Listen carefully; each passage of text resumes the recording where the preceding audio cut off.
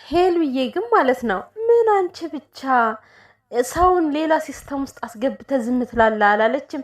አንቺ ራሱ እኮ ልጁን ሌላ ሲስተም ውስጥ ነው ያስገባሽው። የዛሬማ ይለያል እኮ ይለያል ከፊልሙ ጀምሮ ማለት ነው። ለየት ያለ ታሪክ ነው የተሰራውና ናቲ ሀገር አማን ነው ብሎ በሰላም መምጣቱን ያየሱ አንቺ ተንኮል እንዳሰብሽለት መቻወቀና ነው። ሰላም ሰላም ቤተሰብ እንዴት ናችሁልኝ? ሰላማችሁ በያላችሁበት ብዝት ትርፍ ይበልላችሁ ቤተሰብ ማለት ነው። እኔ ስቄ በቃ አሁን ድረስ ይኸው ሳቄ እየመጣ ነው። እንዴት ቪዲዮ ስራ የምሬና እያሳቀኝ በቃ ሁኔታቸው ማለት ነው። እና ሄሉዬ ሄሉ ማለት እኮ ማለት ነው እግዚአብሔርን እኔ አንዳንዴ ማለት ነው ይሄ በኮንፊደንሷ እንዴት እንደምቃና ማለት የሆነ አላል በቃ ምንም ነገር ከማድረግ ወደ ኋላ አትልም። ጣጣ የላትም ስለምንም ነገር በቃ የፈለገችውን ማድረግ የምትፈልግ ሴት ነችና ማለት ነው። ፊልሙ ሲከፈት እኔ ራሱ እኮ ከው እንኳን ናቲ እኔ በቴሌቪዥን መስኮት ያየሁት ከው ብዬ እኮ ነው የቀረሁት። እና ናቲ ዞር ብሎ አይቷት ይሄ ነው ፊልሙ ይሄን የመረጥሽው ሲላት ቦትኩኝ። አይናትዬ ተንኮል አስባለ እኮ እንደዚህ አይነት ፊልም ይዛ የመጣችውና ማለት ነው። ግን ሄሉዬ እንደዚህ አይነት ነገር ድጋሚ እንዳታረጊ ማለት ነው። ማለት እንደዚህ አይነት ፊልም ምናምን ነገር አስፈላጊ አይደለም። ያው ቪዲዮአቸውን እኮ ህፃን ልጅ ሁሉ ነው የሚያውና እና ቢጃማዋ ደግሞ እንዴት እንደሚያምር ቤተሰብ ማርያምን እንዴት እንደወደድኩት እኮ ቅብጥብጥ አለች። ከዛ ቢጃማ ውስጥ ሆና ማለት ነው። ቢጃማ በጣም ነው የሚያምር። በነገራችን ላይ የኢትዮጵያ ቢጃማ እኔ በጣም ነው ደስ የሚለኝ ከሰዎች ላይ ሳየው ምናምን።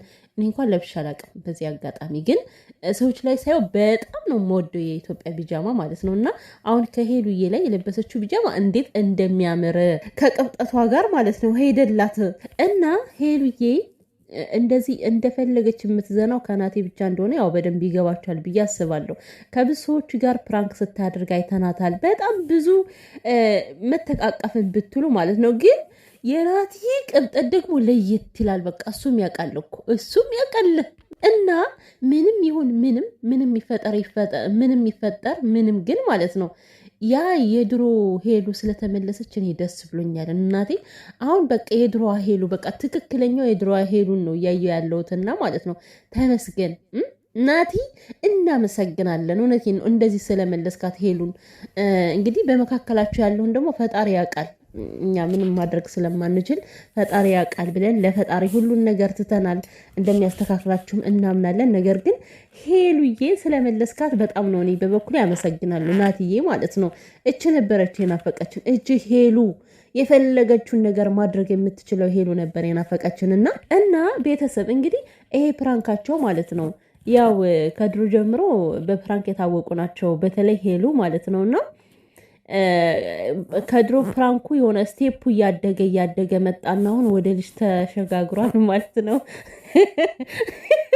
ሄሉዬ አሁን ማለት ነው ከናቲ ልጅ ሳትወልድ አታቆምም ይሄንን ፕራንክ ገና ነገ ደግሞ በሌላ ታሪክ ትመጣ ይሆናል አይታወቅም። ሲጀመር እሷ ናቲን ማዛግ ነው የምትወደው ማለት ነው። እና እንደዚህ አይነት ፊልም ከፍተሽ ልጁን እኮ ሰዓት ላይ እኮ ነው ያንገበገብሽ ሄሉዬ ማለት ነው። እና ቤተሰብ እኔ እናቴ ደግሞ የሚያስቀኝ ምን ቦታ እንደሆነ ታውቃላችሁ? እንዶ ከድሮ ጀምሮ የማይቀየር ባህሪው ማለት ነው። ሄሉ ፕራንክ ስታደርገው የሆነ በቃ ስምጥ ብሎ ሌላ ዓለም ውስጥ የገባ ነው የሚመስለኝ። እኔማ ዝም ብሎ በደመነፍስ የሚያያት ነገር ፈዙም ሁሌ እኮ ነው በቃ ሁሌ አንድ አይነት ባህሪ ነው ያለውና ያው የድሮ ሁኔታው አሁንም አለ ማለት ነው። ዝም ብሎ ፈዙ ያያታል። ምን እየሆነች ነው የሚለው ግራ እየገባው እኮ ነው ማለት የምታደርገው እውነት ነው ወይስ ቀልድ ነው የሚለው ግራ ያጋባዋል ማለት ነው። ይሄን ቀልድ ስለማያልቅ መውለድ ነው የምትፈልጊው ነይ ግቢ ሲላት ማን ያለኩኝ እኮ ኧረ እኔ ዛሬ ቪዲዮ ራሱ መስራት ስላልቻልኩ ነው እስካሁን የቆየሁት። ያው አሁንም ማለት ነው ዝም ብሎ ፊቴ ላይ ይደቀናል እኮ ስራዋ ሁሉ ማለት ነው።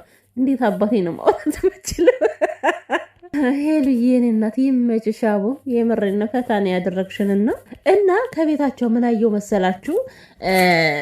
የቡታጅራ ዩቲዩበሮች ባይ ባይ ብያለሁ፣ በቃ እኔ ወደዚህ ተመልሻለሁ ብላ አንዲት ልጅ ጻፈችና ማለት ነው ከታች 50 ምናምን ሪፕላይ ያለው 50 ኮሜንት። አስቡት እንግዲህ 50 ሰው እንዴት ነገር እንደሰለቸው ባይ ባይ ባይ ባይ ባይ ባይ ያሉ ነው ከታች ማለት ነው። እና አሁን ላይ ይሄ ፈታ የምንልባቸው ናቲና ሄሉ ሆነዋል ማለት ነው። ምክንያቱም በየቤቱ ስትገቡ እናንተ እንደምትሉት ነው። በቃ ካለመነታረክ ካለመጣላት ሌላ ነገር የለምና እናንተ ደግሞ ጭንቅላታችሁን ፈታ የሚያደርግ ነው ማየት ያለባችሁ። እንዴ በራሳችን ጉዳይ ተጨንቀን በሰዎች በምንወዳቸው ሰዎችም ተጨንቀን የነሱን ቪዲዮ ስናይና ለማንኛውም ፈታ የሚያደርጋችሁን ነገር ምረጡ ለማለት ያክል ነው። እና ሄሉዬ ማለት ነው ናቲን የመሰለ ራሱን ናቲን የመሰለ ካልተካሽ እንዳትለቂው፣ ናቲን እንዳትለቂው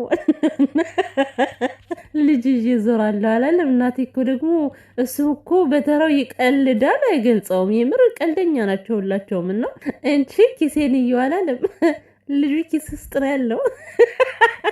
የምሬን ቤት እኔ ብዙ ነገር ላወራ ነበር ግን አልቻልኩም። ምክንያቱም በቃ እኔ አንዴ ሳክ ከጀመርኩኝ ምንም ማድረግ ስለማልችል ማለት ነው። እና አንዳንድ መሰሪ የሆኑ ሰዎች አሉ። የምሬን ነው። ሄዱ በዚህ ደረጃ ስትደሰት ደስ የማይላቸው ማለት ነው። እኔ ችግራቸው ምን እንደሆነ አልገባኝም።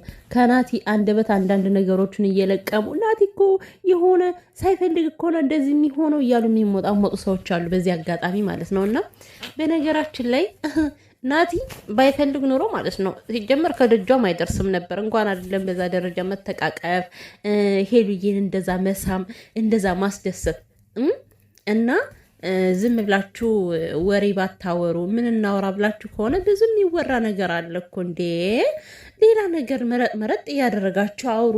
በዚህ አጋጣሚ ልጅቷን ተፋቷት ማለት ነው። እና ቸኮለችም ፈጠነችም ህይወቷ የራሷ እስከሆነ ድረስ እናንተ ተፋቷት። ገባችሁ አይደለ? እሷ ለህይወቷ አታንስም።